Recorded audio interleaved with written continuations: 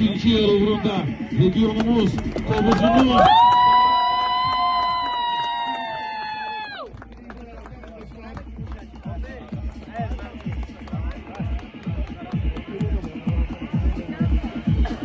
Kanada ayakkabısı, tecrübeli.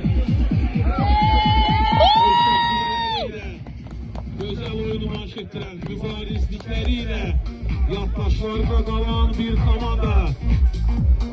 Tebrik ederim sizi. Çok güzel, çok gergin bir mübarize şahit oldu hamımız. Ve bugün finalda onlar gümüş miraslarımızdır. Yemeğe şirketinden yine saatlarımız hediye oldu. Ve hatire şeklimiz çekilsin dostlar.